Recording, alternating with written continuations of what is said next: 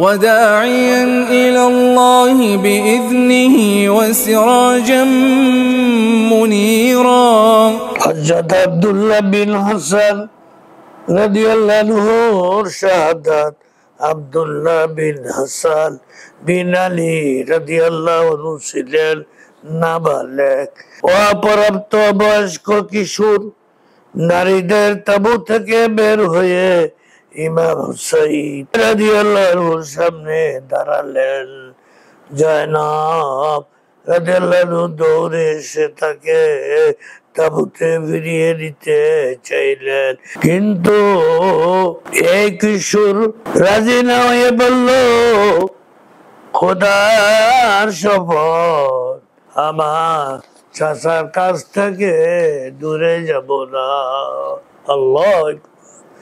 এই সময় আবহুর বিন কাব, অন্য বর্ণনা মতে হারমালা বিন কাহের লানাতুল্লাহি আলাইহি, ইমাম হুসাইন রাদিয়াল্লাহু আনহুর গায়ে তরবারি চালানোর জন্য উদ্ধত হয়।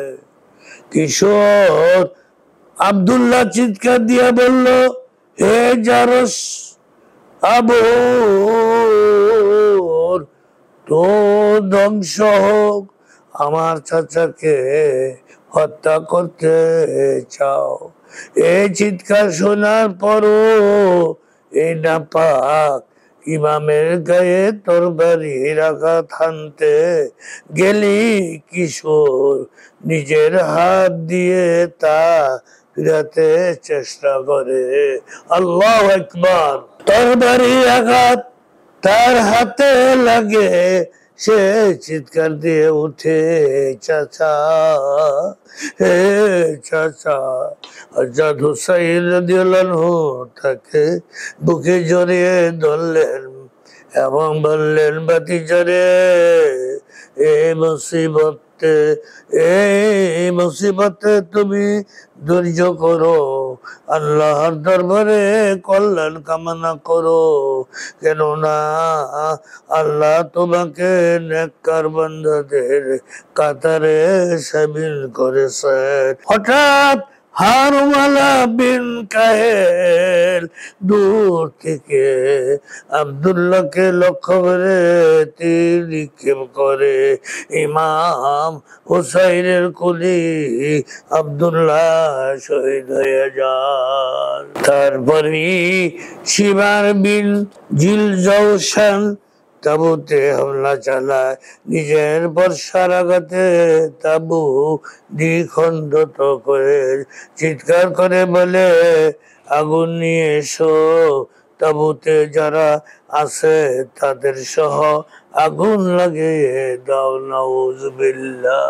হুসাইন রাদিয়াল্লাহু আনহু বললেন, হে শিবা, তুই আমার আহলে বাইতদের আগুনে পুড়ে মারতে চাচ্ছ, আল্লাহ তোমাকে আগুনে জ্বালাবেন। আখিরু দাওয়ানা আনিল হামদুলিল্লাহি রাব্বিল আলামিন। শাহাদাতের পূর্ব লগ্নে হযরত হুসাইন রাদিয়াল্লাহু আনহুর ঘটনা আপনাদের সম্মুখে পরবর্তীতে আলোচনা রাখবো। আল্লাহ যেন সঠিক আলোচনা করার তৌফিক দান করে।